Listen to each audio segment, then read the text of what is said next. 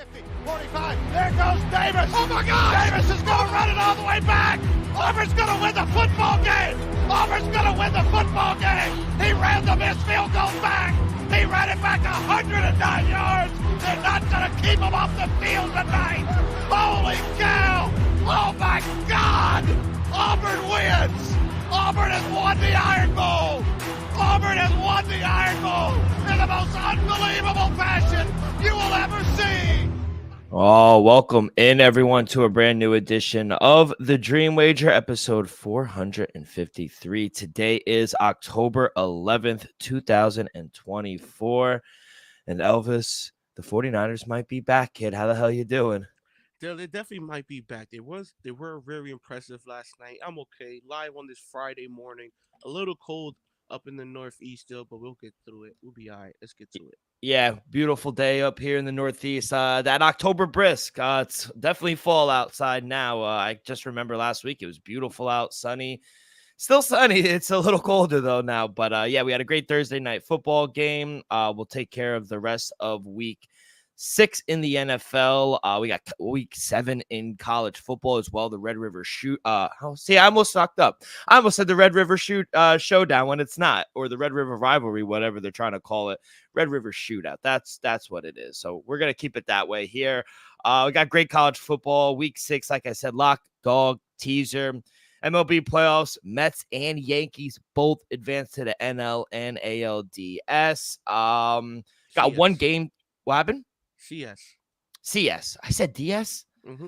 Oh, yeah. That's when you know it's early. Guardians, they forced a game 5. And we just got one game on the dime in game 5, NLDS, Dodgers. Padres will continue our NBA futures. The Southeast Division, we got the Magic, the Heat. We'll talk about the Hawks, the Hornets, and the Wizards as well. Crazy WNBA Finals Game 1. It was a crazy ending. Lynx go on the road and steal Game 1. We'll talk about that in a little. But let's start on the gridiron. 49ers, like I said, they roll the Seahawks 36-24. You know, I was tempted to lay the 3 or the 3.5, whatever you were able to get, but knew it was going to be an over. There was going to be points here. Brock Purdy hit his over 1.5 touchdowns. He looked great, 3 touchdowns, over 250 yards. Unfortunately, Jordan Mason wound up getting hurt. He came back, first carry, got hurt again. Whoever this kid, Isaac Garado, 10 carries, 99 yards. I mean, they still didn't have a problem. 228 yards collectively on the ground. Much different for the Seahawks. They could not run the ball to save their life. We kind of knew that coming in, though. 49ers, really good defense. Debo, great game, 3 catches, 102 yards with that 176-yarder. Outside of that, struggle offensively again for Seattle. I mean, I don't know what's going on with them, but you see the frustration with DK on the sideline yelling. He didn't have a good game, 3 catches for 48 yards. He almost had that touchdown to close the first half, but he was out of bounds. But, kid, outside of that, you know, that return for the Seahawks in the second half wasn't the best game for the Seahawks.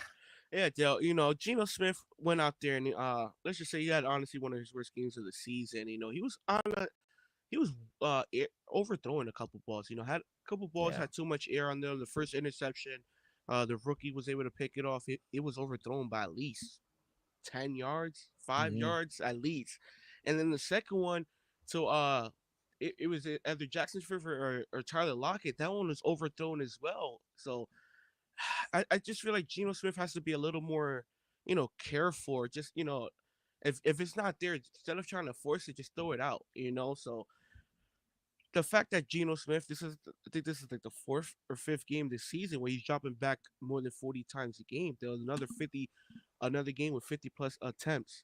That's not going to lead to anything. The running game was kind of non-existent. Kenneth Walker, I know he scored that 1 touchdown, but it was just a 1-yard goal. He didn't really get anything, going, momentum, was able to run the ball down the field, especially on that 49ers defense still.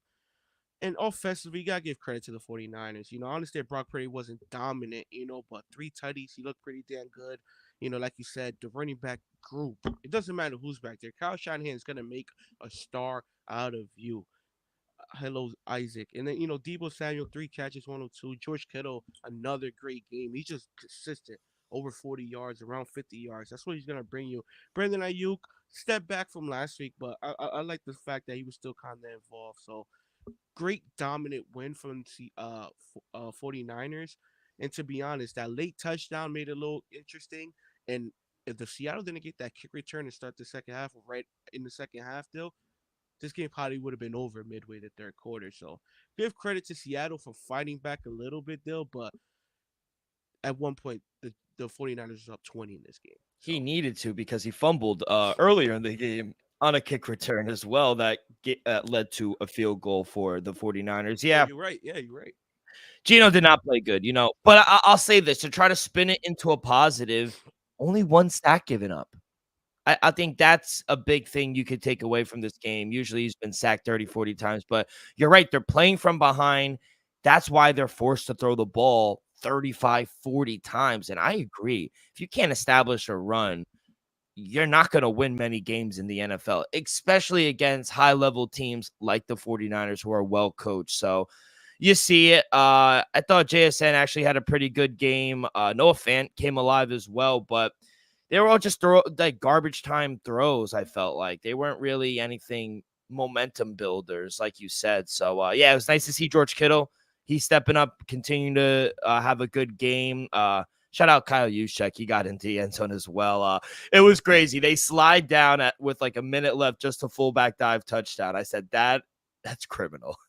That's criminal because they slide down not to score, and then you give it to Kyle Juszczyk and he scores. So the game flew over, like I said. That's 3 in a row, though, now for Seattle that they lost. Something has to change, I'll say that, on both sides of the ball. Offensively, they're kind of one-dimensional. Defensively, you bring in Mike McDonald for that reason, for the defense to get better.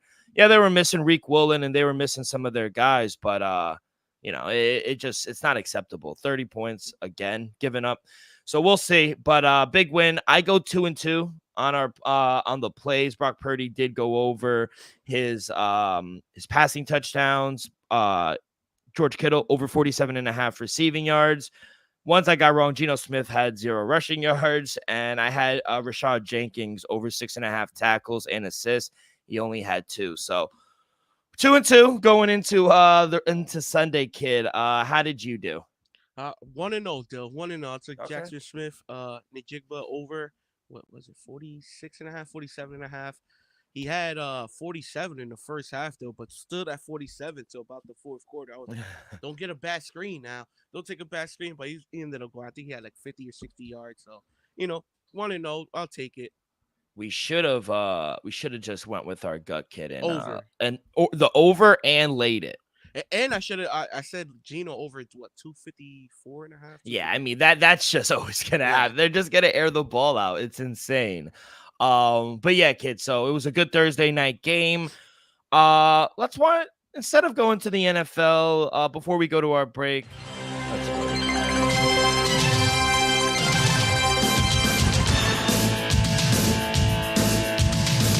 LSU. Ole Miss doesn't go into Death Valley and win. Look, Alabama's looking to come back against South Carolina. We got some good games. Rutgers at home against the Badgers. I'll let you lead it off, kid. I got a few plays, but what's your first play for college? Still, my first play, I'm going to go to Wake Forest. So Clemson taking on Wake Forest, number 10. I'm going to take the plus 20.5. Don't get me wrong. I respect what Clemson's been doing as of late. Debo, that was Sweeney's been coaching his butt off. I got to give him some props. Got to give him some props because these past recent years been kind of a disaster. I have a feeling tomorrow night, small chance of disaster. I think Wake Forest are live. I want to say sprinkle something on the money line at plus 900. I really want to say that. I don't have the courage to. But the plus 20.5, people, I think this is going to be maybe a touchdown game, maybe a closer game than anybody anticipates. But 20 points and a half there, I think that's too much. I say 10 points max. So give me Wake Forest taking the points. I say sprinkle something at plus 900. Oh, it's worth a little sprinkle, kid. Let's go to 12 o'clock start for me out in Iowa. Taking on the Huskies. Washington coming off that big win over the team up north. You thought I would say the name. Never. never say the name. I'll lay the 2.5 or 3, whatever you're able to get. I do see 2.5s out there. Shop around. I do see 3s. Obviously, 2.5 is better, but I'm going to take Iowa here. I just think this is a major letdown spot for Washington, coming off the big win at home, now having to travel against Iowa. Really good defense on the road. It's a major letdown spot for them. I trust Steve Belichick in that defense, but should be a low-scoring game. I don't know why the total is at like 42.5. So, yeah, lean the under. I think we see like a 17-10 game. But yeah, lean under, but I am going to take Iowa here at home. I think this is a really good spot for them. So, yeah, Iowa laying the 2.5 at home is my first play. What do you got next? Dale, I just have leans for the rest of the day, Dale. You know me. I love Texas. I like Texas, what they got going on. I called it early, saying they're going to make a championship run this year, Dale. I'm a lean OU plus 14.5. Don't get me wrong, Texas is definitely the better team in my eyes, but OU at home, still, I think they have a chance. Afternoon game. This was a night game. I'll be like, okay. Afternoon game. The kids are gonna be rocking. The stadium's gonna be rocking. This is another team, though. I think it's small shot. But people, we saw how many teams went down last week. Texas, I love them. They're a powerhouse, though. But I wouldn't be shocked if OU pulls it off. I wouldn't be shocked. So give me I'm gonna take the plus 14.5. You know what, though? I'm gonna take the plus Perfect. 14.5. I'll do lean the over as well because it's going to be a shootout. Texas is going to put up at least 30, and OU, I'm going to give them more chance to put up around the same, though. I think they'll get to 27, 24, maybe 30. Give me the plus 14.5 for OU at home. In a rivalry called the Red River Shootout, you got to take the over. I think that'd be criminal not to take the over. There are I forgot the name, sports books that have profit boosts. So if you want to touch that, that's what I did. But yeah, I agree, kid. This game is always close. You got to take the 14.5. OU, their defense is good. Venables' defense is really good. Quinn Ewers might be back for Texas. I think Arch Manning, he filled in really nice, 900 yards, 9 touchdowns, just 2 interceptions. Kid could play. That's pretty evident. But Quinn Ewers, this is his team. And they're playing in the Cotton Bowl in Dallas in this Texas State Fair. I mean, it's going to be rocking. Drunk people everywhere. The environment is going to be lit. You got to take the Sooners plus the 14.5. This game is always close, kids. So, yeah, I agree there. My next game, let's see. Let's go. Oh, yeah, let's go out. Let's go to the West Coast. We'll go to the Coliseum. USC is hosting the Nittany Lions, number 4 Nittany Lions in the country. Total 51. Penn State laying 3.5. I got it a little earlier. I got USC plus 5. I think the value is all gone though. I trust USC here. I don't trust the quarterback for Penn State. I don't think they've played really anyone. West Virginia at the first game of the year. I think they get fucked over from that lightning delay, but Penn State, I think, is a fraudulent 5-0 team. Yes, they're good up front, but I don't know if they'll be able to stop Mitch Moss, the quarterback for USC. I think they're going to be able to put points on the board as well. Plus 5, I would even sprinkle a little on the money line as well. I think they are live outright. Let's go back to the East Coast. Not the best, people have said there are good people on both sides. Let's go to Charlottesville. Louisville taking on Virginia. Louisville laying the big number on the road, laying 7 against those private school pansies in Virginia. I'm going to lay the 7. Give me Louisville. I've been high on them all year. I know they lost 2 in a row, but this is a nice bounce back spot for them. SMU, I said it week 1 on the show. SMU has really delivered. They bought a lot of talent in the NIL portal.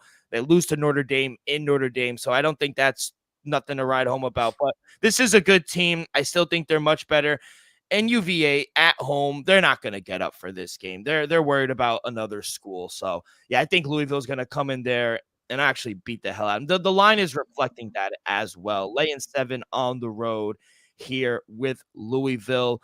Nothing in the 4 o'clock window or 5, but let's go out to the 7 o'clock window. Knoxville, Tennessee hosting the Gators.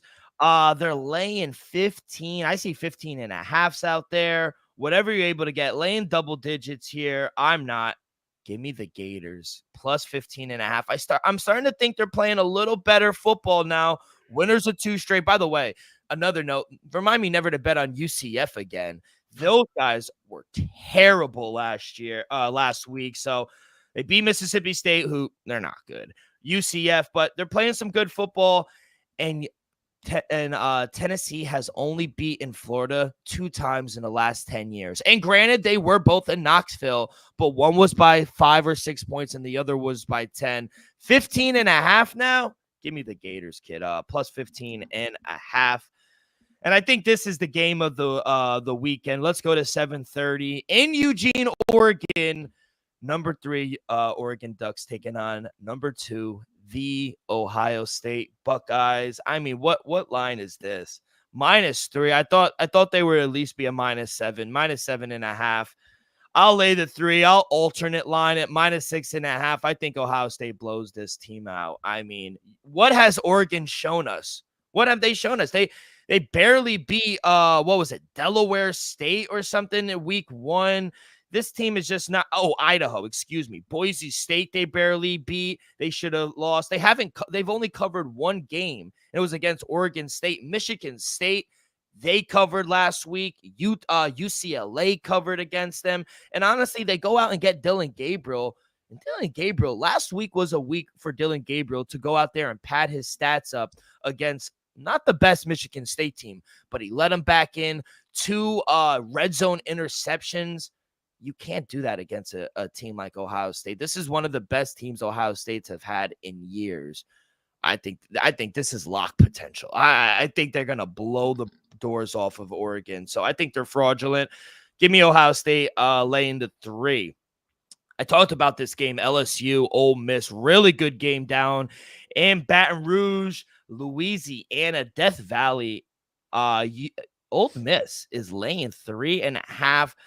I don't get it. I really don't. I don't get it, kid. LSU winners of 4 straight. After losing week 1 to USC on the road, they've come back.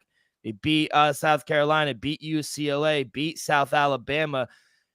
At night, this crowd, you've seen crowd. We've never been, but it's on my bucket list to go to a night game down in Baton Rouge. The crowd is going to be electric. And I like Lane Kiffin and what they've done with Jackson Dart and Ole Miss, but I just think this team and Brian Kelly, they've really turned it around. I think they win outright, but I'm going to take the 3.5 in my pocket. I think it's going to be a field goal game, but give me LSU. I think they pull it out. And then let's go last, but certainly not least. Let's go out to Boulder, Colorado. We coming. Colorado versus Kansas State. I faded Kansas State a couple of weeks ago. They lost outright to BYU and the Mormons up there in Utah. Now they go to Colorado. They're laying 3.5. Over-unders at 56. Give me Boulder. Give me Colorado plus 3.5. I mean, I think they're going to win outright plus 136 on the money line. I just don't think they have a person to stop the best player in the country, which is Travis Hunter. He should win the Heisman. So he plays both sides of the field, and it's not like he plays one side really good and one side mediocre. No, he plays both sides at a very, very high level. I mean, the pick he made and the read he made 2 weeks ago, they had a bye last week, was insane. They're coming off a bye, fully rested, at home. I just don't think Kansas State will be able to stop Shedeur Sanders and Travis Hunter. So I think it's going to be a high total, which is why you see 56. But low-key, Colorado's defense has been playing much better than last season, I'll say. So I like Colorado here. Sneaky 4-1 team, the Buffaloes, but I'll take them plus 3.5. I think they are live. Any thoughts on the plays? I thought you were going to have a play in Ohio State, Oregon. That's the biggest game of the weekend. Dale, to be honest, I do lean Ohio State. I'm not gonna go there officially, but I do want to lay the 3.5. If it was 2.5, 3, lay 3.5 in a hook, Dale. I don't know. I feel like it's gonna be a little closer than you think, but I do think Ohio State's the right side. Any thoughts on Colorado and Kansas State late night special, 10:30 here on the East Coast? Yeah, Dale. I honestly like Horn over 42.5 receiving yards. Dale, I think this number is a little short. We know Sador is gonna drop back 30, possibly 40 times, depending if Kansas State jumps out with the lead. Dale, and I think Horn Shepard, those numbers are really low. Travis Hunter's at 95.5. He's always live to go for 100, but Horn, he could get a screen and take it, 40, 50 yards. So I like Horn. I think he gets at least 3, 4 balls his way, average around 15 yards a clip. All right. Thank you so much. Good luck. Hey, I thought you were gonna fade FSU again. I thought that was just a major thing. That was just a repetitive thing every week. But do they have a bye or no? They have a bye. Okay, so that's why. Put money on them. Yeah. That's why. Okay. Before we get to week 6 in the NFL, a quick word from our sponsor. We are brought to you each and every episode by Viva Tequila Seltzer, the most refreshing hard seltzer on the market, hands down. It is no wonder why Viva was voted #1 hard seltzer in the world by San Francisco World Spirit Competition. With only 88 calories, 0 carbs, 0 sugar, and a light 4.5 ABV, Viva is the perfect drink for your post-game celebration, as it was created with that active lifestyle in mind. We flavored tequila seltzer because flavor is the spice of life, and we like our drinks with just a kick, just like how we like our lives. Whether it's Huckleberry playing a round of golf with the boys, or a new flavor, coconut, watching NFL Sunday, it doesn't matter. Our favorites pair perfectly with that artisanal Blanco tequila for that subtle and refreshing drink. Our belief here at the Dream Wager and at Viva is to live long, live well, and live it up. Elvis.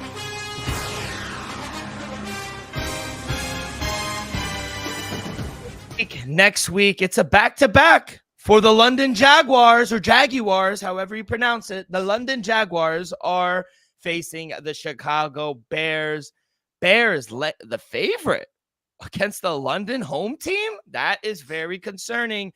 Bears laying 1.5, -116 on the money line, -102 for the London Jaguars. Over-under is at 44.5. Kid, I will let you lead it off. Back-to-back situation here for the Jaguars. They're probably going to stay the weekend because they got next week. But what do you got here? To be honest, it's hard to fade this Jacksonville team in London.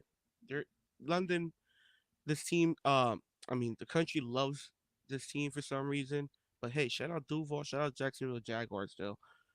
But give me the Chicago Bears, though. I'm gonna take the Chicago Bears -120 on the money line. If you want to lay the 1.5, by all means, for a little number, but I can't deny, Dale, the Bears defense is a top 10 defense. We have enough time, enough weeks go by where we got enough of a sample size still. That defense is for real. Trevor Lawrence has been struggling all year. That offense honestly been struggling. It looks like Tank Hisby leaning more towards like the RB1. That defense has been atrocious. Honestly, I think Caleb Williams, we saw him. He's getting better week in, week out. His best week was last week with 3 tutties, no turnovers. I expect that defense to do what it's been doing all year, and I expect Caleb Williams maybe not to play as good as he did last week, but to keep striding forward, Dill. The running game has been better. DeAndre Swift has been a monster these past 2 weeks. Ever since I faded him. Yeah, ever since you faded him, he's been going off, Dill. Touchdowns, over 100 yards. Hopefully he heard us.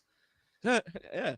So I'm going to take Chicago on the money line, Dill. To me, they're just a better team right now. Don't get me wrong. Jacksonville, if there's a time to come alive and get yourself back into the things, it's these 2 weeks in London. If you could walk out of London, 3 and 4, to me, that's a successful trip. But I think Chicago right now is just a much better team.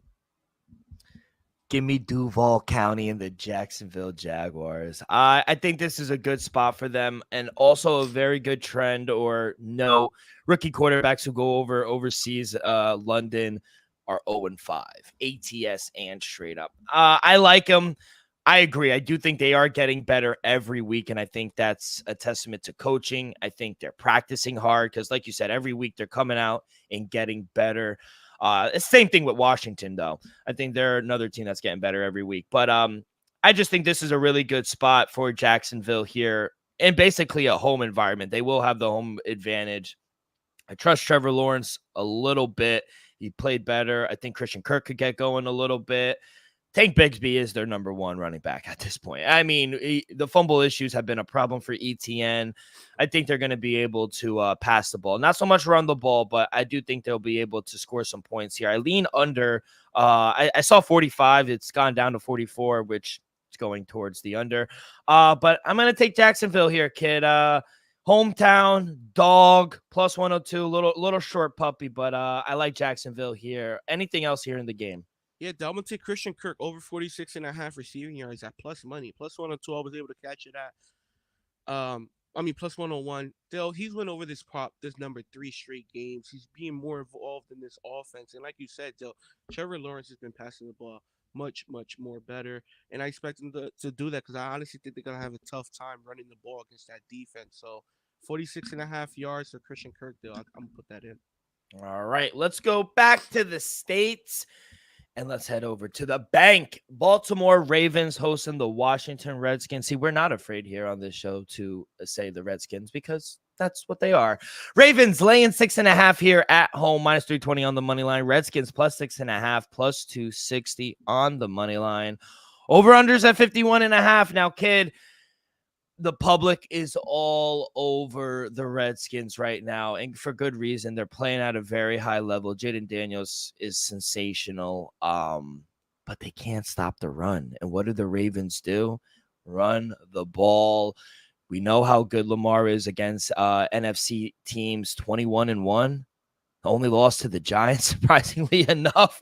Daniel Jones beat Lamar. No one says that, but that's kind of crazy. But yeah, kid, I just think, and you saw the quote too. Reporters are saying, "Hey, Jaden, a lot of people are comparing you to Lamar." They didn't really like that as well. So I just think Lamar is going to go out here, prove it, have another really big game. Think Derrick Henry's going to have a big game as well. And yeah, my one worry, which I said when we set our power rankings, can the Ravens close the door in the fourth quarter? They're the worst team in the fourth quarter, closing the door on teams, letting them back in. Can't do that against this Redskin team in this offense. I think what they're doing is good, but they're going to come back down to earth against a really good Raven team. They can't stop the run.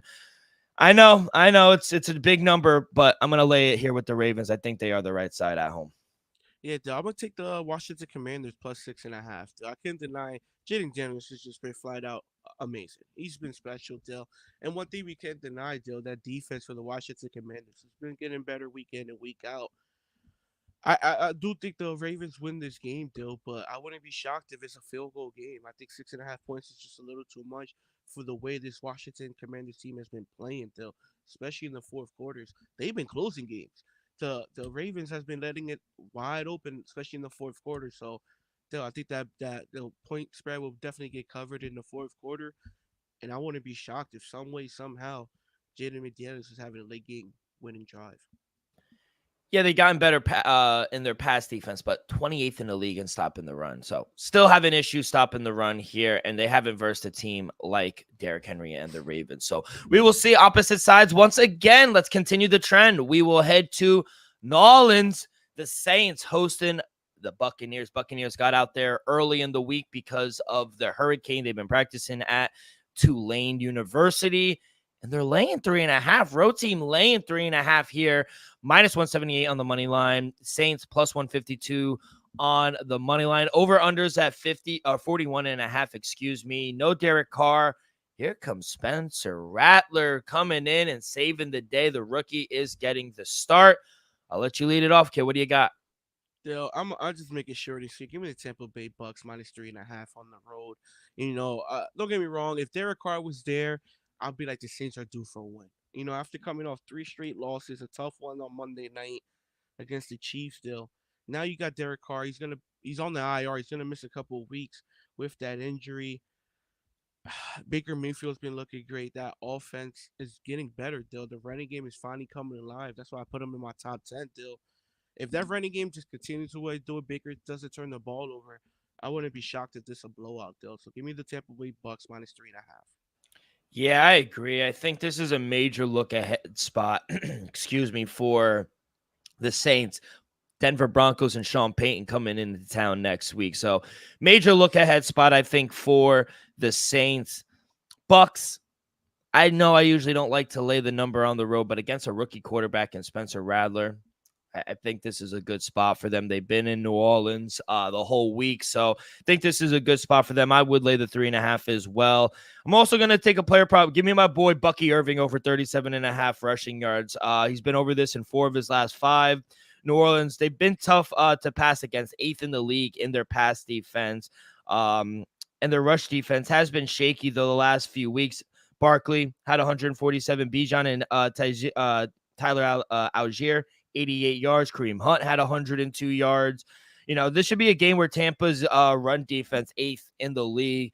They're really going to hone in on Kamara. That's really the big P. Make Spencer Rattler beat them, which I don't think he will. So 9, 10, 11 carries for Bucky. I think he gets over this. No disrespect to Spencer Rattler. I like the kid. I just think this is a tough spot for them. Tough defense in your first start. So, yeah, give me Bucky Irvington. I just don't think the market has adjusted either on his prop. I mean, you're laying 37 again on him. I'll take it. Let's go over to the East Coast. We'll go to the link where they just always end up losing, these Philadelphia teams. More on that in just a little. Eagles hosting the Cleveland Browns. Eagles laying 9.5, minus 480 on the money line. The Brownies plus 370. Over under is at 42.5. Kid laying 9.5 with the Eagles. What are we doing here? I won't go that far, Dill, but one thing I can honestly say is the Eagles are. I expect their offense to be back just a little bit. AJ Brown is back. Devontae Smith is back. The offensive line should be a little more healthier. I think Lane Johnson is going to be available. Dill. I want to say lay the 9.5, but I understand why some people would. Deshaun Watson is just horrendous. Offensive line can make a case one of the worst offensive lines in all of football. I'm gonna tease them down. I'm gonna play it safe. I'm gonna tease them down to -3, -3.5, whatever you can get people. And I think Philadelphia takes care of business. I think Jalen Hurts coming off that bye week, he's gonna, let's just say, lay off the turnover bug just a little bit and be a little more consistent. I expect Eagles to roll. I expect the defense to play good, not great, and I expect the offense to honestly get the ball rolling. So give me the Eagles on the two-way teaser, tease them down to 3.5. Yeah, no play for me here, kid. This is an ugly, ugly game. I would actually take the plus 9.5. Just I know Deshaun's been terrible, but there will go down like scheduled. They'll score the first possession they have, and then they'll stall out for the rest of the game. That's just what they do. I expect Amari Cooper to be traded too very soon within the next month, especially if they continue to lose because he doesn't want to be there at that point. Why would you? And I feel bad. At what point do you put in Jameis? Because at least Jameis would be fun. At least watching the Browns would be fun at that point. I feel bad for Kevin Stefanski. At a certain point, I think he's sitting at the owner and being like, okay, you want Deshaun in? I'll show you how bad this fucking guy is. So I feel bad for Kevin Stefanski because he is a really good coach. Yeah, I highly doubt he gets fired, though, because honestly, this is not. Oh, no, he can't. That would be criminal if he got fired. Hey, we've seen worse things happen to NFL coaches still. Yeah.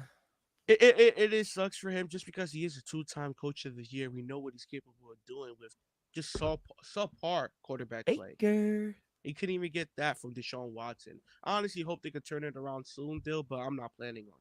And I've turned my stance. I've tried to give him the benefit of the doubt, but more allegations have come out, more settlements. This guy's just not a good guy. So I just can't. I can't bet for Deshaun Watson anymore. Let's go to the next game. Tennessee Titans hosting the Indianapolis Colts. Titans laying 2.5 off to the bye, -154 on the money line, plus 130 for those Colts. Over under is at 42.5. What do we like here, kid? Give me the Indianapolis Colts +3. I tell you one thing right now. I hope Joe Flacco is the starting quarterback. I hope Anthony Richardson is still on the bench. Healing from that injury, because you can't deny Joe Flacco's been playing the much better quarterback. To me, he should at least start to Anthony Richardson's 110%, not just 100%, 110%. Because Joe Flacco's been dicing. He's been dueling. He could have pulled off the win last week against Jacksonville, but Jacksonville was due. Still, I think Tennessee, I like him. I honestly do, but Will Levis, he's just not it. He has the potential to do something. It's just he's going to make a bad throw or two. He's going to make a poor decision that's going to cost him the game, Dale. So I'm going to take hopefully Joe Flacco and his smart veteranship decision-making. Give me the Indianapolis Colts +3. And side note, if it's still Anthony Richardson, I still think Anthony Richardson will outplay Will Levis. Well, Mason Rudolph did replace Will Levis after the quarterback went down with that shoulder industry. Rudolph, he led him to the first win. I mean, If you're Brian Callahan, what do you really do here with Levis when he's healthy, if he's healthy? So Titans are 3-1, both straight up and ATS against the Colts. Might worry because I almost took the Colts as my dog, and I like them.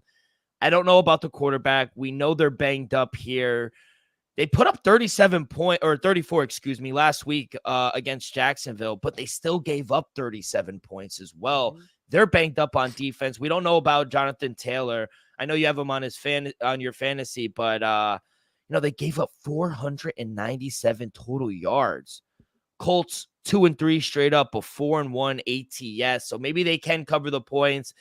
I don't trust him here to win outright, though. I feel like this is a trap game. I feel like I'm just going to stay away, but I agree. I do lean here with the Colts with you. Oh, but this is the what all eyes are going to be on this game. 1 o'clock window in the Lighthouse in New England, baby. Here comes Drake May. First start against a good team. I don't know why they did it this week, but they're doing it. Also, thoughts on Jerome Mayo coming out and saying he was disappointed that the media got a whiff of him starting Drake May instead of him being able to tell the media that Drake May was the quarterback. He went to the podium very sad. He was like, disappointed in the media. I don't know how you guys knew I wanted to be the one to break it. I don't know what's going on in the building, but Drake May will start here against the Houston Texans at home. It was 7. Money has come in now. -6.5 for the Houston Texans. -300 on the money line. +245. Juicy dog for Drake May and the Patriots. Over under is at 37.5. We got to take the Patriots here, right? Like, that's a no-brainer. They'll, for it's been a trend this season. 6.5, 7.5 point dogs has just been coming out of nowhere and winning these games. We saw it last week. We saw it the week prior. We saw week 1, and this very same team was able to pull that off. Dale, I gotta pick mind over heart. Dale, mind over heart. I hope Drake May has a great debut. I hope he's got a successful quarterback deal, but I'm gonna take Houston Texans, tease them down to -1. I think Houston Texans at least walk out the game victorious. To me, it was an impressive win last week against the Buffalo Bills. The fact that he was able to hold them off without Nico Collins in the second half, I gotta give him that. Joe Mixon is back. I think possibly he could hurt us there. Can Tank Dell, Stephon Diggs, Dalton Schultz, can those guys hurt us? Absolutely, though. CJ Stroud's the quarterback. Absolutely, they can hurt us. I understand they don't got Nico Collins, but can we win in a firefight against the Texans? I gotta see it. I know what Jacoby Brissett is impossible. Jacoby Brissett is not winning nothing in a firefight, gunfight. Drake may possibly, Dale. We'll see, but I'm gonna play safe. I hope the kids has a good debut, but I can't deny how good the Texans are. They'll give me the Texans. I'm gonna tease them down. I'm not gonna lay it against my team, but I will tease them down against my team. This is so sacrilegious that you do this. I mean, this is you have to take the Pats here. Give me the +7. Maybe we're trying to get too cute. Everyone is going to be on Houston, and we know Houston doesn't cover big numbers. We saw it last week. They just don't cover big numbers to save their life. Going out with Nico Collins now. I just think Drake May, I'm going to look at Drake May rushing props, his passing yards over 159.5. I love. He's going to give this team a spark at home. I think this is a good spot here for the Patriots. Don't know if they'll win outright, but +7, kid. I mean, you got to take it. Since 2018, 52 of 74, which is 70%. Rookie quarterbacks who started in week 1, passed 167 plus yards, top 10 picks in their first start, passed for 180 in 14 of 17 starts. So he's going to get to 160. He's going to push the ball down the field. He's going to give him an opportunity to win. I'm looking at anytime touchdown Drake May. It's a big Drake May game. I think he's really going to give a team a spark that they needed. We all knew Jacoby Brissett really wasn't the starter. He should have been starting week 1, if I'm being honest. He outplayed him in camp. Coach said it himself. These are not my words. These are Gerard Mayo's words. But I got to take the Pats here. +7. Give me over 159 passing yards, Drake May. I'm going to look anytime touchdown, Drake May. Give me Dalton Schultz, too, on the other end for Houston, over 29.5 receiving yards. Now, he only hit this in two of the 5 games this season, but his hits were in the last 2 weeks. Like I said, now no Nico Collins. Last season, Dalton Schultz had 58 and 61 receiving yards in the 2 games without Nico Collins. And yes, obviously they brought in Stephon Diggs here, but the Pats have been very stingy here with slot receivers. And when Diggs does go out on the outside, he's going to see Christian Gonzalez. And Tank Dell, let's be honest, I like Tank Dell, but he hasn't looked 100% this season. He hasn't looked like Tank Dell of last season. So, I think Dalton Schultz, he has produced in this offense.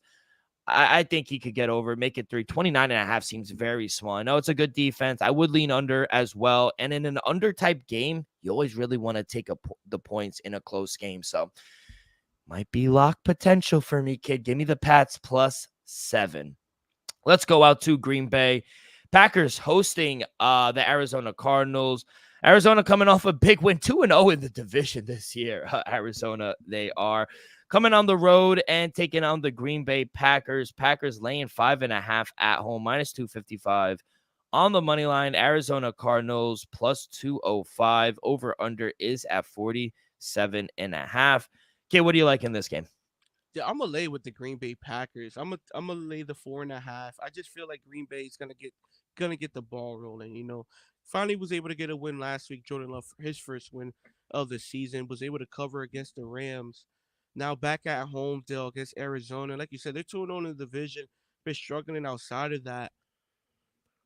I think it's gonna be a tough day for Kyler Murray. That secondary for Green Bay's been electric. I think they have an interception in every game of this season. Some have multiple interceptions in the game. I feel like Kyler Murray could possibly throw an interception. That defense gonna be fine. James Conner, if he has a great day on the ground, maybe they have a chance to cover it, though. But I think Green Bay wins by a touchdown or double digits at least. I'm gonna say Green Bay 30, Arizona. I'm gonna give them 23, 21. Yeah, 30 to 21. Major letdown spot here for the Cardinals. Coming off that big win, they got some calls, got some breaks. They're going their way against the 49ers. Now going on the road and back-to-back road spots as well here for the Arizona Cardinals. I think against Green Bay, who they're starting to find it a little more. Offense is starting to play a little better. They almost came back and won against Minnesota, going on the road, beating a Rams team. Jordan Love starting to play better. Yeah, I love the Packers here, -5.5. Arizona, they can't score. They could score. Their defense can't stop anyone, though. I like this Arizona team. I think they're going to be a fun team. They're going to put up a lot of points, but in this spot, I just think it's a bad spot for them. So, yeah, I would lay the 5.5 here as well with the Green Bay Packers. Let's go to the 4 o'clock window. That's it for the 1 o'clock window. Let's go to the 4 o'clock window. We'll head out to Mile High Stadium. Denver Broncos hosting the Los Angeles Chargers. Chargers off a bye, laying 3 on the road, -154 on the money line. Denver +3, +130 as a home dog. Over under is at 35.5. Coming off 3 straight wins and now home dogs, kid. Is that a little disrespectful, or is the market right? I think so. You got an impressive win in Tampa. Then they beat the Jets still. You know, and then won again last week. Though you got to at least give them credit. To me, they should at least be the favorite. I understand Chargers coming off a bye week. They should be a little healthier. Justin Herbert should be a little healthier from that ankle injury. But we can't deny how good the Broncos has been playing these past few. Bill Nix has been very impressive. Still, I'm not gonna do it, but I'm gonna lean the +3. I do think the Chargers are the better side, but I can't deny how well the Broncos been playing. Sean Payton's been coaching his ass off. Bo Nix has been pretty damn good in that defense still. Can that defense, slow down Justin Herbert in that offense? I'm not really too concerned about the outside weapons still, but JK been running the hell out of the ball. If they're able to dominate time and possession, I think they win the game. But if they're not able to, control the time, JK is not able to get the ball rolling, I don't expect Justin Herbert to be able to, throw it all around this defense. So I'm gonna lean Denver +3. It seems too easy to take the 3, in my opinion. I think this is like a trap game because if you look at the splits, 65% of the splits, the spread is on the Broncos, but the money 68% of the money, which is sharps, are on the Chargers. Coming off a bye, little healthier. Like I said, this is a look-ahead spot here for Denver. Sean Payton has a reunion back in New Orleans next week on a short week, Thursday night. It could be a letdown spot. Little regression here for the Broncos. I could see why the Chargers are the favorite here. Now, it's a stay-away game for me, but I honestly would probably side with the Sharps and take the Chargers. They're a favorite for a reason, but I do think it is a little disrespectful coming off 3 wins and, at home. Getting a little no love here for the Denver Broncos, but it's ultimately a stay-away game for me. Let's go. Let's stay on the West Coast. We'll go to the Raiders hosting the Pittsburgh Steelers. Now, Steelers losing 2 in a row. Raiders coming off a loss as well. Pittsburgh looking to bounce back, laying 3 on the road, minus 162 on the money line, plus 136 for the Raiders. Over-under is at 36. Gardner Minshew out. Aiden O'Connell in. We knew this was coming. We cashed our future, so it doesn't really matter for Gardner anymore. But we thought Aiden O'Connell was going to eventually be the starter. Can he give this team any life, kid, here at home? Life, yes. Do I think he's gonna win the game? I don't think not. Though to me, this is a tough spot for the Raiders, just because Steelers coming off 2 back-to-back losses, a tough loss at home against the Cowboys on the final play of the game. I think I just feel like they're due for a win. They're due for a perfect bounce back. I think Justin Fields is gonna play like he's playing for his job. Because do you honestly think? Let me ask you a question though. If he loses this game, or the Steelers just gonna go back to are gonna go to Russell Wilson? He's losing 3 straight games still, and we saw how badly that offense looked last week in the first half. I think it depends how they lose. If they put up 30 points and they lose. Nah, I don't know. But if they put up 15, 16 points, yeah, I do see them going to rust because at a certain point, it's the whole Robert Salah thing. If you continue to see the same thing over and over, and that's the problem, and you don't do anything about it, you're ultimately at fault for it. So, and yeah, we know Tomlin, he's going to change some things if they can't score. He's the starter for now, but I think Russ is very close to returning. If they lose this game somehow, he's done. Yeah, I'm gonna lean the Steelers. I want to say the money line, but it's too rich. It's like a minus 162. I think 160. I'm not gonna lay the 3 people. I'm gonna just stay away. If anything, if you could get like an in-game better number, like Pittsburgh minus 135, 130. I'll take that. If anything, do Pittsburgh on the money line, and then like Brock Bowers, I think he'll get at least 25 to 40 yards. I'll also honestly lean his over as well, but just to get a better number, I'm pretty sure if you do like a same game parlay, you could do Brock Bowers 25 plus receiving yards or like 40 with the money line. I guarantee it'll be minus 120, minus 110. Yeah, I think there's just a lot of drama here. This is another game where I gotta stay away. I would lean the Steelers, but like I said, it's in the top. I don't like laying points on the road. There's drama here with the whole Devontae Adams, Gardner Minshew thing. Him being pulled. Aiden O'Connell gets to start. Devontae Adams requesting a trade. There's just a lot of drama here in Las Vegas. They're 2-3 against this number here. I don't trust them. I would lean Pittsburgh. Like you said, though, it is a little chalky at minus 162. If it gets to minus 150 or under minus 150, I think it's worth it. Or if it gets to 2 or 2.5, I would lean Pittsburgh because I do think they could win by a field goal. But let's be honest, kid, they should be 4-1. They were a last second away from beating the Cowboys here at home. So I don't know. It was a tough one for me to come down on, but I do lean Steelers, but ultimately I am going to stay away. Let's go to Carolina. Let's go back to the East Coast. Carolina Panthers are hosting the Atlanta Falcons.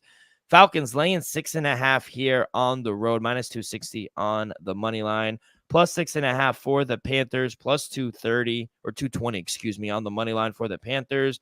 Over under is at 46.5. Kid, can they make it 3 in a row? Raheem Mostert make it 4-2 in the season.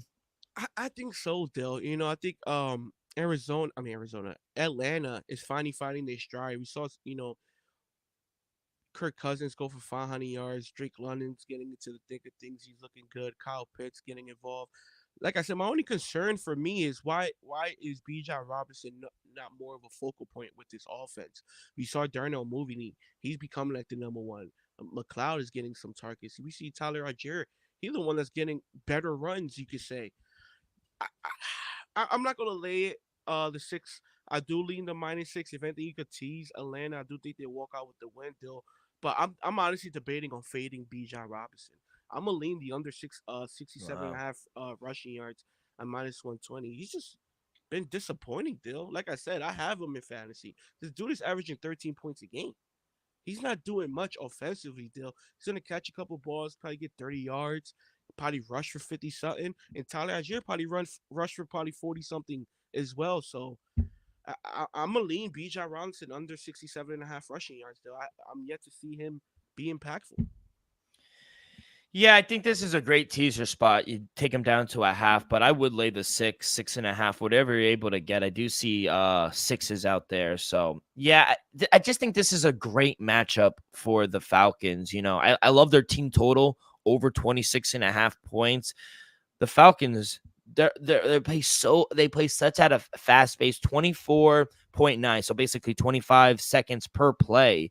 That's third ranked in the league. They're going at a crazy speed. They're sixth in the league in pass attempts, ninth in pass rates, third in pass block. And the Panthers, like I said, they stink. They're giving up 33 points per game, 4 more points than the next closest team, which is Cincinnati, who we'll get to them. This is just a bad defense. They're missing Josie Joel heading into week 5 last week. They lost Giovanni and Clowney during the game. I just think this is just a bad team. I think Atlanta, they're moving at the right rate. I would also take Kirk Cousins under half a rush yard. It's at -160. A little chalky, but he's gone under this in all 5 games, 9 of 13 dating back to last season. 1 scramble for 1 yard this year. Only legit rush attempt. Good kneel downs too. They're going to be up. So I would lean under half a rush yard for Kirk Cousins, but over 26.5 team total for the Falcons. I'd lay the 6.5, whatever you're able to get with the Falcons as well. Excuse me. Let's go to the penultimate game. We'll go out to Jerry World, where the Cowboys are hosting the Detroit Lions. Lions coming off their bye, laying 3, -172 on the money line on the road. Home puppies for those Cowboys, +144. Over under is at 52.5. Can the Cowboys make it 3 in a row? Can they play spoiler here, kid? Can they possibly do? I just doubt it. Lions coming off of a bye week. Jared Goff gets that extra ref. The offensive line gets some rest still. Sam Laporte, I think, is going to come back fully healthy and do some damage still. So I'm going to lean Detroit -3. I will lay it, but I'm going to just stay away still. I'm going to go over there. Sam Laporta, over 40.5 receiving yards. I think this number is too short. I expect a big game for him in Dallas. I expect, Trayvon Diggs to have a little tension on Amon St. Brown. That's going to be a nice little battle. Jameis Williams might have a big day, but I think Sam Laporta is going to have himself a pretty good day. I think he has at least 60, 70 yards. He's going to have over 5. I say 5, at least 5, 6 catches. I expect him to be more predominant of more of the targets he gets, just because I think Trayvon Diggs is gonna not lock up on St. Brown, but they're gonna battle it out. And I also lean David Montgomery every time touchdowns. Though for some reason, he always finds himself near the end zone, and they give it to him a little more than Jameer Gibbs. So I'll lean David Montgomery anytime touchdown, but give me Sam Laporta over 40.5 receiving yards, and I'll lean the -3 with Detroit. Yeah, I would lean Turpin under. But real quick on the side, I do like the Lions here, -3. I think coming off a bye, I think this is a really good spot here for them. Turpin, I would lean his receiving yards is at 29.5. I just think, 50 yards on 15 routes this year. I mean, it hasn't been good. Still clear. He's still the number 4 wide receiver on this team that's doesn't have the best wide receiver core. So under 29.5 receiving yards here for Turpin. I hope Laporta goes for 100. I got him on fantasy, kid. I need a win in our league. So yeah, I would love that Sam Laporta prop to hit there. And I said we would get to the Bengals. Let's get to it. Sunday Night Football. We are headed to MetLife. Back-to-back primetime spots for MetLife and the crew. I like it. Sunday night, and then we get Monday night. I love it. Sunday Night Football. New York Giants hosting the Cincinnati Bengals. Bengals laying 3.5, minus 180 on the money line on the road, plus 152 for the G-Man. Over-under is at 47.5. Big win for the G-Man on the road last week against the Seahawks. Can they make it too? No, though. Give me Cincinnati minus 3.5. Their offense is taking off, though. Their offense is playing just fine. It's the defense that can't stop a nosebleed. To me, they should have won last week against Baltimore. Give credit to Baltimore putting off a great comeback. I don't think Daniel Jones is going to be able to do some of the things Lamar Jackson was able to do last week. Don't get me wrong, Daniel Jones has been playing great since week 1. Give him credit on that. Malik Neighbors will be back. I expect him to do some damage. But offensively, I expect Cincinnati to keep doing what they do. Jamar Chase been balling. T. Higgins, he's looking great coming off the injury. Chase Brown, Zach Moss, both of them been running the ball pretty well, honestly. And Joe Burrow, say what you want with the 1-4 record, these past 2 weeks, been playing great. So I expect that to continue. I'm gonna lay the 3.5 with the Cincinnati Bengals, and I'm gonna take T. Higgins over 53.5 receiving yards at minus 125. It just got to adjust. I understand, this number was around that when he just came back from injury. He went over this prop last week, and I expect him to continue it, Bill. I wouldn't be shocked if he goes for 80 plus again. Yeah, I'm just looking up something real quick. Just want to get the right number. Okay. Yeah, like I said, they are giving up 30 points per game. Yeah, I like the Bengals. Don't get me wrong. Their offense has not been I don't think it's ever been the problem. Even in week 1, I know it was a shaky start. It's not the problem. I mean, Joe Burrow's putting up MVP numbers. He was not the reason they lost last week. I think the receiver, Jamar Chase could have fought for the ball a little more, and even in that interception that was timely costed for Joe Burrow. I think he's playing lights out. That's the defense. Can you trust that defense? I can't. They're giving up 30 until they show me that they could stop a nosebleed or any type of run. Singletary will be back. Malik Neighbors will be back. I love the over. I'm not going to touch the Giants. I do think they're live, though. I mean, the Giants have just put up numbers recently. They're playing better. Daniel Jones has taken care of the ball. Their defense has gotten after the quarterback. We'll see if their front seven could get after Joe Burrow. He's good against the blitz. But, yeah, I don't know, kid. I think this could be a shootout. I think both teams will be able to put up numbers on both defenses, but I can't lay the 3 on the road with the Bengals. After giving up 30 points a game on the road, I just can't do it, kid. Before we get to our lock, no, yeah, that's it. That was all the games we got. Let's go to our lock dog teaser. Kid, I'll start it off. I'm going to start with my lock. I wanted to go a few different places here. I was thinking about locking up the Ravens. I was thinking about locking up the Buccaneers. Give me the Packers. I'm going to lay the 5.5 at home against the Packers in a major letdown spot here for the Cardinals. For my dog, plus 250 with the Patriots seems very juicy with my boy Drake May. I was thinking about the Colts. I can't take Jacksonville anymore. That they're minus 102. You know what, kid? Give me it. Give me the plus 250 with the Patriots. I think Drake May gives them a little life that they need. And we've seen it. Like I said, the Texans, they don't cover big numbers at all. So I think it's going to be a close game. The total is indicating it should be a close game. Drake May is going to light it up. He's going to show everyone why he was the number 3 overall pick. Give me plus 250 for Drake May as my dog. And as my teaser, going to tease Packers down to plus 0.5, Baltimore Ravens down to 0.5, and the Falcons down to 0.5. All the teams just need to win. Packers need to win, Ravens need to win, and then the Falcons need to win. Plus 140 as my 3-leg teaser. Dale, I love it. Dale. I'm gonna go with the lock of the weekend. I'm gonna go Sam Laporta over 40.5 receiving yards. Player prop. I like Yeah, it. yeah. Like I said, I have a feeling he's just gonna have major impact. He's gonna be fully healthy coming off that ankle injury with that bye week.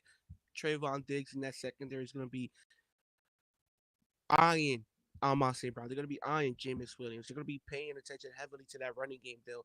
It wouldn't shock me if off a play action, Sam Laporta just eats out off a block and goes 25, 30 yards right then and there. So give me Sam Laporta, lock of the week, over 40.5 receiving yards.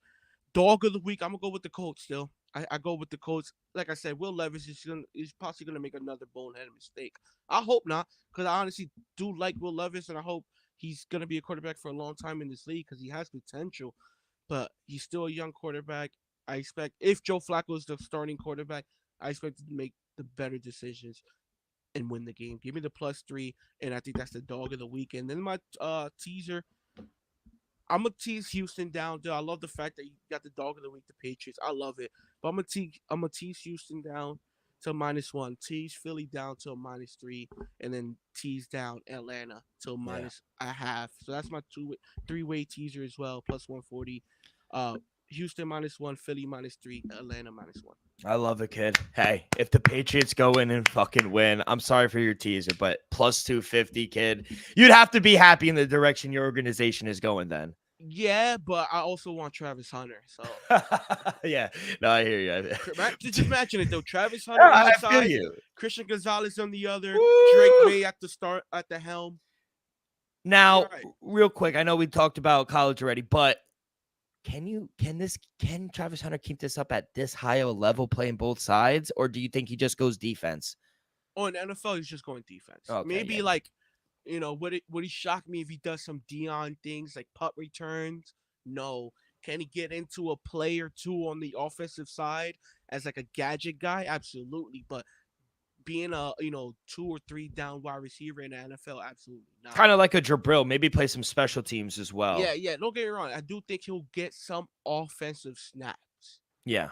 Some, but he's not going to play every snap like he does in Colorado. I agree, and he's probably going to be in his draft selection be a corner. He tackles too. That's not the only thing. Like, he's a great tackler. Yes, he can tackle one-on-one. So, and people think he could just pick the ball off and play great coverage, which he does. But he is not afraid to come up and tackle. I'm glad you brought that up because he comes up and makes a lot of tackles in Colorado. He's a good wide receiver, and he's one of the best in football. Right? Yeah. There's no ifs, no doubts. He's the best corner in college football. He's the best player in college football. And you can make a case as a rookie, he's going to be a top 10-ish corner. Yeah, 100%. It's crazy. So reason we're talking about him is because he's the best player. So go cry. Let's go over. Hey, good luck, kid. I started 2-2. You started 1-0. Let's keep it rolling here in week 6. Let's go over to the Diamond, kid. I got to talk real quick about my Mets. I was there on Wednesday, witness history. I told you I was sitting next to a 7-year-old man, and he asked me when Edwin Diaz closed it out, he asked me if he could hug me. I said, bro, just come here. And I hugged him, bro. He was crying like this meant so much we know the Mets have been a failure of an organization for my whole lifetime, if I'm being honest. But we've been to the World Series, 2015, 2016, when we lost to the Royals. So last time we were there, we are 8 wins away. We made it to the NLCS. We will play the winner of the Dodgers and Padres, who go off tonight, 8:00. Kid, I've been to so many events, UFC, baseball, basketball, football, you name it, WNBA, but I've never witnessed or heard the roar that I did when Francisco Lindor hit that game-winning go-ahead grand slam in the 6th inning. It was deafening, bro. Like, I was sitting there, like, closing my ears. Like, it was just so loud. Beer was thrown everywhere. It was electric. It was great to see. It was a great environment to be in. I got to go back next week or in 2 weeks for the NLCS, but see how the funds are looking, because it was a pretty penny to go out in New York. I'll say that much. But Yankees, they wind up going to the ALCS as well. Garrett Cole, I talk shit, but he had a great 7 innings. He pitched pretty good. I got to give credit where it's due. Royals, Bobby Witt Jr., I mean, you're a superstar and you took a great step. But, man, he went he was ghost in this postseason. So they got some work to do, the Royals, but good step up from winning 59 games last season, making it all the way to the NLDS. It was a very good season for the Royals. Like I said, Guardians, they had a go-ahead pitch hit home run in the 8th inning to force a Game 5 here on Saturday. But Friday, kid, well, we got plays here. Yeah, let's start. Friday, Dodgers hosting the San Diego Padres. Winner take all to go to the NLCS to take on the Mets. Whoever wins will have a Game 1 home game. But right now, Yamamoto going for the Dodgers. Yu Darvish going against for the Padres. Minus 146 for the Dodgers. Plus 124 for the Padres. Over under is at 8. Kid, I will let you lead it off. What do you like? We saw Yamamoto pitch Game 1. I called it. I said he's gonna get smacked there, and he ended up getting smacked. Yu Darvish is, to me, he's a legend. To me, he's great.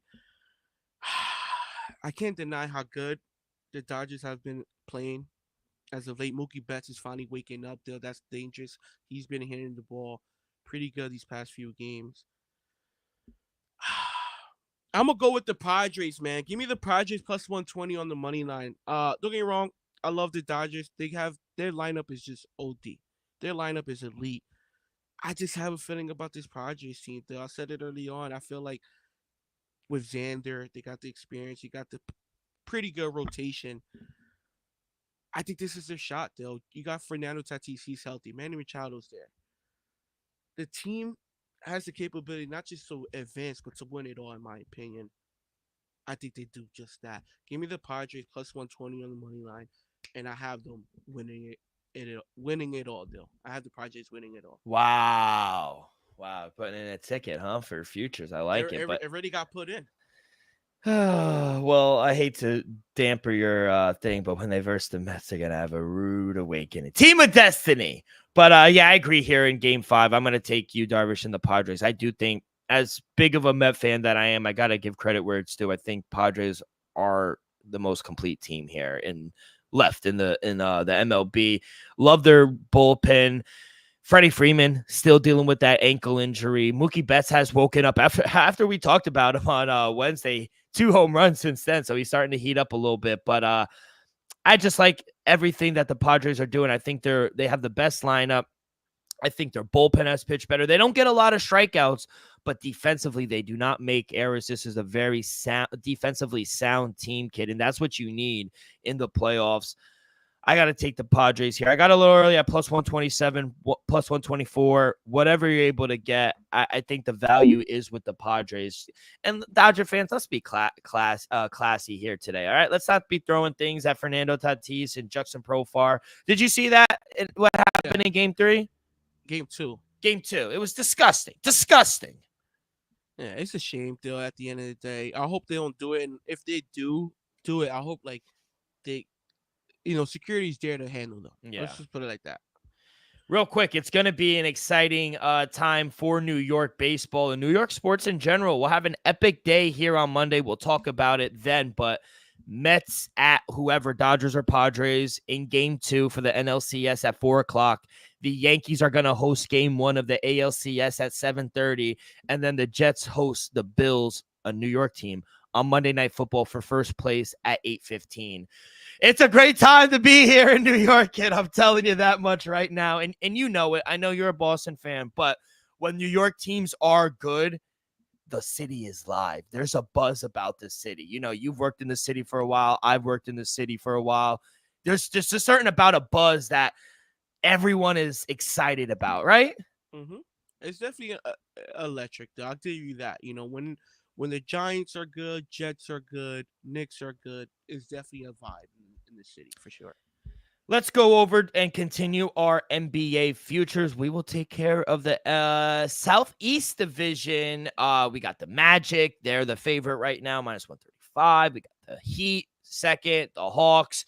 And then after that, it's kind of rebuild teams with obviously Washington Wizards, the Charlotte Hornets.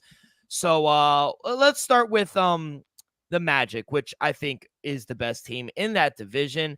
And the odds indicate that. Plus 4,000 to win the NBA Finals. To come out of the East, they have the fifth best odds at 17-1. Division, like I said, they have the best odds to win the division at minus 145. I saw minus 135, so shop around at your book. But yeah, kid, I just think this team took a massive step. I think Paulo Banchero is the real deal. The Wagner's brothers are fantastic, especially Franz Wagner. I think he's the best player, but I just think it came down to me taking. I got Magic minus 135. I don't want to say the sports book, no free advertisement, but shop around. I got a minus 135, but I just think, kid, this division isn't very competitive. Magic, they have a good team dating back to last season. They ranked second in defensive rating last season. They have good defense. And typically, no one really has a lot of consistency or success against them. They have a young core as well. Paulo Banchero has improved through his first 2 seasons. Jalen Suggs, he's dating one of the girls that, I got a crush on, but no worries. He's good. Franz Wagner, he's elite as well. I just think they're going to do a better job winning in games. They went 9-7 in division last season, while the Heat were the best team in the division, winning 13-3 in the group. I think in a weak division outside of the top 2 teams, I think they have the youngest team. I think they have the more complete team, and I think they have the better coach team outside of Eric Spoelstra. So I like the Magic. That's going to be my team. I think they are going to win the Southeast. I agree with you, Dill. Give me the Magic to win the division minus 145. Dill, I can't deny. I think they'll be even better than they were last year. Last year, they were a 47-win team. Their over-unders at 47.5. I'm going to take the over as well. Yeah. To me, I think that I give them a shot to win 50 games. I give them a shot to go 50-32, Dill. I honestly think the Magic going to be a sneaky good team. It's just the fact that the East is so loaded. I would have said the Magic has a chance to, make it to the Eastern Conference Finals. If the East wasn't so loaded, Dill, hey, you never know, with some injuries, they have a shot. But I'm going to take them to win the division. I'm going to take them over 47.5 wins, Dill. I'm going to take them to win Group A in the play-in, Dill, at plus 350. Like I said, I always say in these play-ins, it's going to be the teams that you don't think is going to win. Like, everybody go, oh, Boston, oh, Nuggets. No, it's going to be some team that is just going to play well during those play-in games early on and get there. Like the Pacers made it last year to the Cup final. I think the Magic are live, Dill. Give me the Magic to win Group A. Give me the Magic to win the Cup at plus 2,700. That young core group might go after it.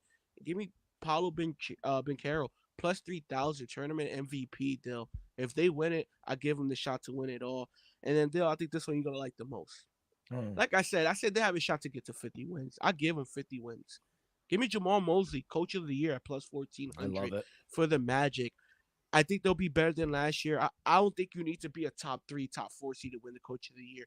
If the Magic could just compete and be around, let's just say 5th or 6th seed, I think he's live to win Coach of the Year, though. All right. Let's go to the Miami, because they are the second best team, in my opinion, to come out of this division. Odds 5,000 to 1 to come out of the East. A little better odds. I think they're sitting around 7th or 8th. 23 to 1 to win the division. They do have the second best odds at plus 175. Obviously, I don't like them to win the division. They lose Caleb Murray. They lose Patty Mills, DeLon Wright. They bring in Alec Burks. That's about it. Like, big time names, but this team, they can't be overlooked. I think the play for me, I'm not going to touch their wins. I'm going to take them to make the play-in tournament at minus 110. The Heat, I feel like, have become a play-in tournament, appearing in each of the last 2 seasons. They were the 8th seed all the way, making it in 2023 all the way to the NBA Finals. Obviously, they lost to the Nuggets. And then the Heat, they lost to the eventual champion in Boston Celtics in the opening round last year as the number 8 seed. So while I was tempted to take the plus money on them to miss the playoffs, there's just too many teams in the East that I think are tanking. So I think they will. Minus 110 is a good bet, good value in my opinion. And, I do think the East is so tough, but I think they sneak in the 8th or ninth seed. So I think the Heat to make the play-in tournament is my best bet at -110. Yeah, I agree with you 100% on that. Shit, I even think they might even get the 9th or 10th seed, Dale, just because we know in the regular season the Heat, mostly Jimmy Butler, they're not going to go 100%. They're built for the playoffs still. And like you said, each of the last 2 seasons, and one of those seasons was a chip to the finals. They were in the play-in as an 8th seed, as a 9th seed. So it wouldn't shock me if they're in that situation again and they're able to win, 1 or 2 games to make the playoffs. So I agree with you. Give me the Heat to make the play-in. Give me Jaquez Jr. to win Sixth Man of the Year at plus 1100. And Dill, they do it every other year. They didn't do it last year. They did the year prior. I gotta put a sprinkle on it. Give me the Heat to win the conference at plus 2300. Wow. I highly doubt it happens, but Dill, would you be shocked if it does? Let's be real. Would you be shocked if it does? This year, yeah. I was shocked years ago. I won't be shocked now. Give me the Heat to win the conference. Sprinkle plus 2300.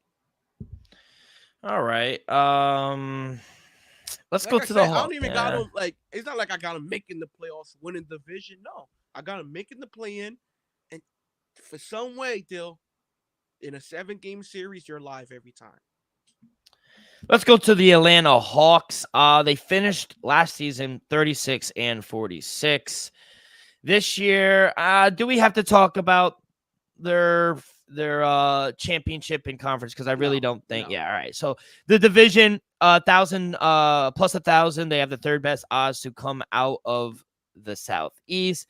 Regular season wins. I had it right in front of me. It's at 35.5. Yeah. I don't know, man. I really, this was a hard team. They lost Sadiq Bey, Bruno Fernando. I liked AJ Griffin. I liked it. They lost Wesley Matthews. They lost DeJounte Murray as well. Who do they really bring in? Larry Nance Jr., Cody Zeller. I mean, I got it's chalky, but I'm going to take the Hawks to miss the playoffs at -250. I'm really not into this Hawk team and what have they been doing this season. They did get the number 1 pick, but I mean, they were better off trading the pick and surrounding Trae Young with some help, in my opinion. I don't think the kid's going to be good. No disrespect, but I just don't think he has the team around him to succeed. So I think, honestly, the Hawks are going to regret trading away DeJounte Murray. He averaged more than 20 points per game in his the last 2 seasons in Atlanta. So I don't think this is the same team. I don't even think they reached the play-in tournament. So I'm going to take the Hawks to miss the playoffs at -250. A little chalky, but that's my play. Yeah, I'm going to go under 35.5 wins. I just don't see it. I like Atlanta. I love Trae Young, honestly. I love Trae Young. Clint Capella's still there, Bone Dong. Can they? I'll give them a shot to be the 10th seed. There, I wouldn't be surprised if they're somewhere around the 10th seed. So to make the play-in at -180, I give them a shot. I don't think they'll make the playoffs, but hey, like I said, under 35.5 wins, and then I'm gonna go Trae Young to average 30 plus points a game at plus 280. Though I think he has to, one. I think he has to do it, and 2, he's very capable of doing it. So I'm gonna do 30 plus points a game at plus 280. Sprinkle on him to lead the league in points per game at plus 1900. And right now he's the favorite to lead the league in assists per game at plus 140.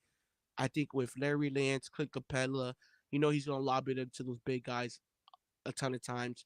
I think one of my favorite bets is for him to lead the league in assists per game. I think he averaged at least 10, maybe 11. All right, let's go to the next team. I guess by default they are the next best team. Charlotte Hornets. Let's talk about them real quick. Their regular season win total is sitting at 30.5. Over plus 102. Under is at -124. They went, what did they go? 21-61 last season. Their win total, like I said, 29.5. Who did they lose? They lost Leaky Black. They lost. Who did they bring in? Tosh Gibson. Shout out to Josh Gibson. Josh Green. Really no one that big, but I think they do take this next step, kid. I do like the over 29.5 wins. It's at plus money too. Hornets, they haven't won 30 games since 2021-22 season, but there was also that time where they got healthy. They haven't gotten real health problems from LaMelo Ball. Ball, he's played 75 games in 2021-22 when he went and was an all-star.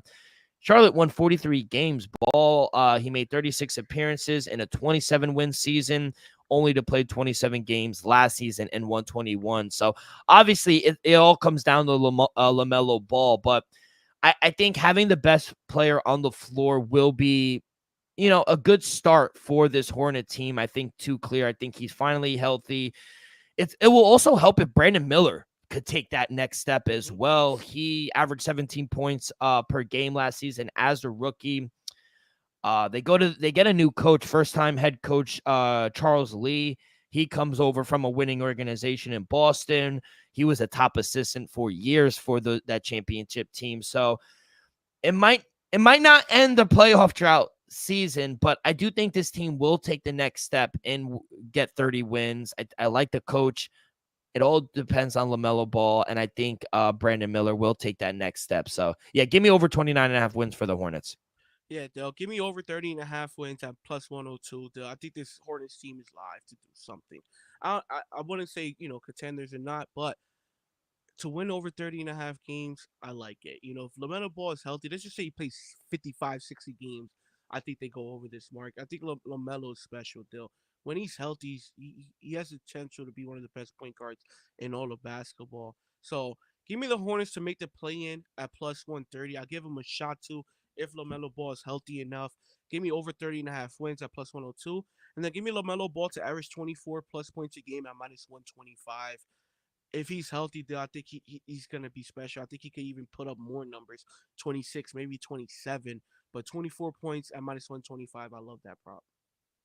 All right, and let's go to the last team on the board, the Washington Wizards, 15-67 last season. Their win total opened up at 22.5. It's come down. It's at 20.5 right now, minus 120 towards the over, minus 102 towards the under. They bring in Sadiq Bey. I like that. They bring in Malcolm Brogdon. They draft Alex Sarr, Jonas Valanciunas as well. They let go of Tyus Jones. Landry Shamet as well. Give me Carlton Carrington to win Rookie of the Year at plus 2,000. Since draft night, Carlton, I think, has been one of my favorites to win.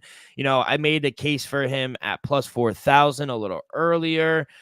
But 2,000, he showed out in Summer League as well. He averaged 13.8, around 14 points a game, 4.5 assists in Pittsburgh last season.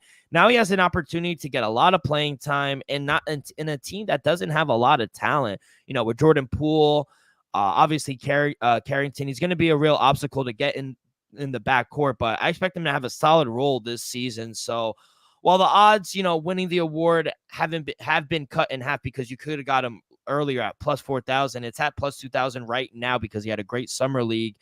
I do think if Carrington gets the time in that backcourt with Jordan Poole, I think towards the middle of the season, I'm gonna keep a track on these odds, but they're gonna be shorter and shorter as they go. So I think he was a better draft pick than Alex Sarr. Alex Sarr is gonna take some time, but I think Carlton Carrington to win Rookie of the Year is gonna be my best bet for this Wizard team. Dude, honestly, I love it. I love it. That's a great number. Shit, if you put that ticket in at plus 4,000, shut out you. I don't have much faith in this Wizards team, Dill, but I'm gonna take the over 20.5 wins. I think Jordan Poole, Kyle Kuz, and that team could at least get to 22, 23, give him 24. Yeah, maybe even 25 wins, who knows. But I think 20.5 is a little short. I think they improve a little bit. And then give me Jordan Poole to average 20 plus points a game at plus 120. If he averages 20 plus points, I think he's a capable all-star player. I just think he had a down year last year. I expect him to bounce back to average 20 plus points, and then give me the Wizards over 20.5 wins. I love it, kid. I love it. Well, that does it for the East. We will take care of the West next time on the Dream Wager on Friday, or no, on Monday.